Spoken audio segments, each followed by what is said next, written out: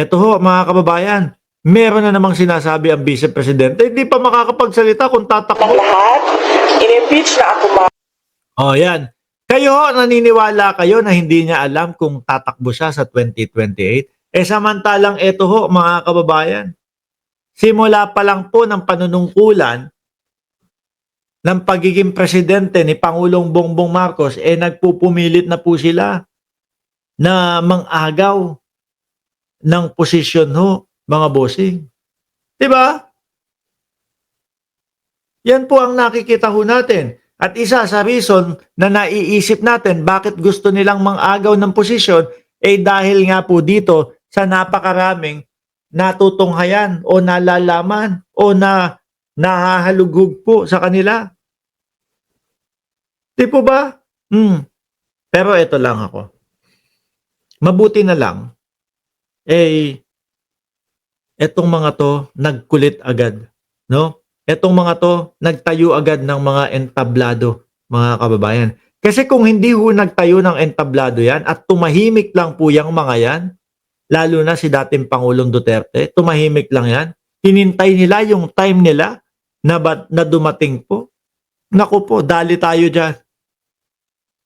No? Blessing in disguise ho, mga kababayan, yung mga pagkulit-kulit nila, yung mga paninira nila sa Pangulo. Kasi nakita natin ang kanilang tunay na agenda na agawin ang posisyon ni Pangulong Bongbong Marcos na mga nagmamadali po, na matakpan. Talagang masasabi namin na gusto nyong takpan itong mga confidential fund, etc., etc., dahil ayaw nyo nga sumagot di ba?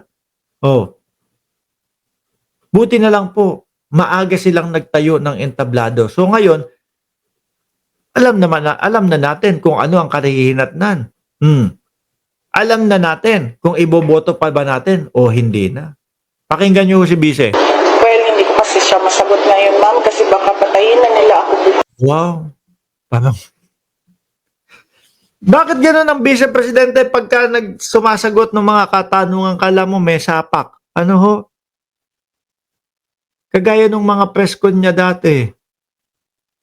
Gustong pugutan ng ulo ang ating presidente. Ngayon naman, sasagot lang, papatayin na siya. Tinanong lang siguro kung tatakbo po ba kayo sa 2028. Papatayin na. Diyos ko. Yes, ma'am, kasi ako na ang may kasalanan ng lahat. In-impeach na ako, ma'am.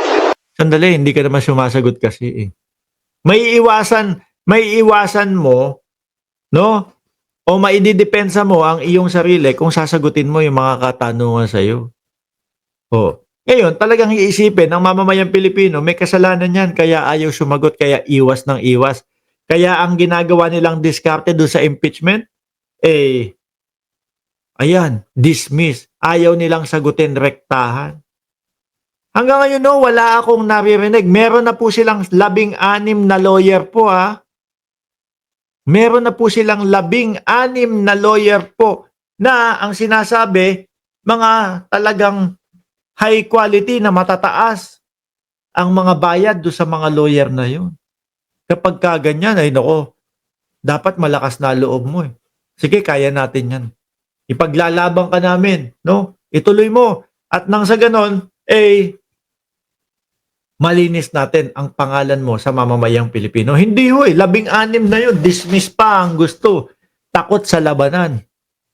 Takot sa argumento siguro, mga bossing. Ang sabi nga ni Ted Filon, biruin mo, DDS pa yun Ang sabi ni Ted Filon, ang abogado, kapag wala nang masabi, wala nang pangrebat, wala nang pangtanggol sa'yo, ang pupuntuhin na yan, teknikalidad na. Diba? Sasabihin ng ating Vice Presidente, ready kami dyan. Gusto ko ng madugong laban, bloodbath. Bluff bat pala yung nasabi, hindi natin alam. Nang bluff lang pala. Dismiss pala ang gusto. Hindi naman pala handa na sumagot. Minsan pagka yung inipon mo yung kanilang mga sinasabi,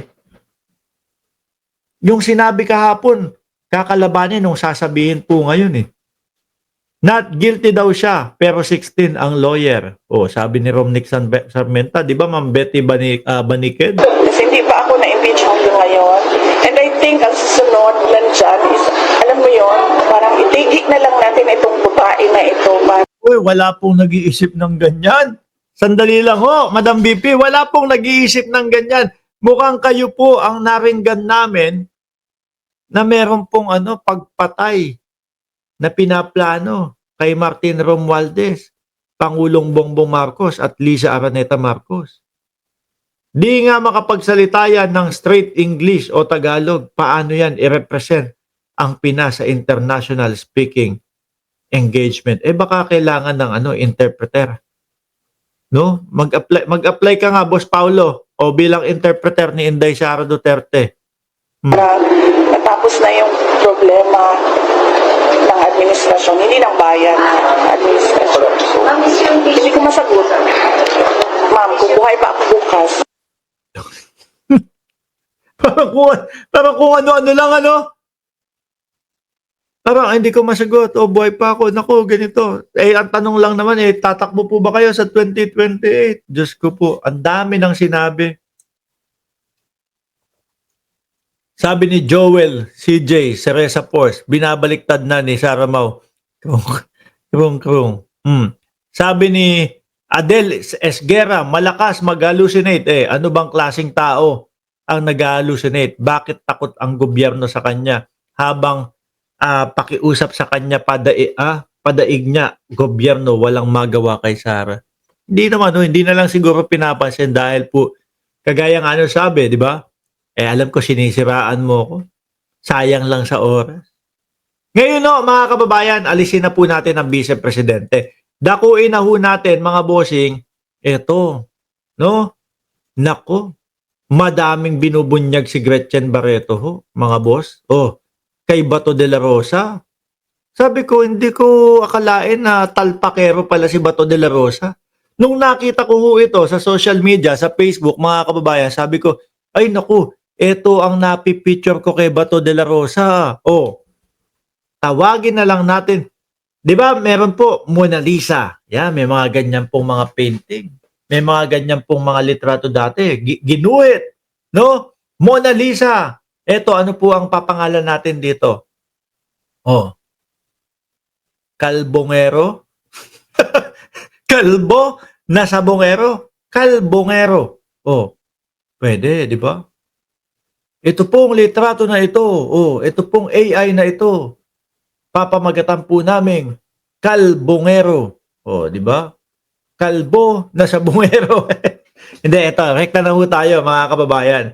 No? Kay Gretchen Barreto po. Kay Senador Ronald Bato de la Ito ba? Ito muna. Dapat sa'yo, Ayan. Dapat daw ho kay Bato, mga kababayan,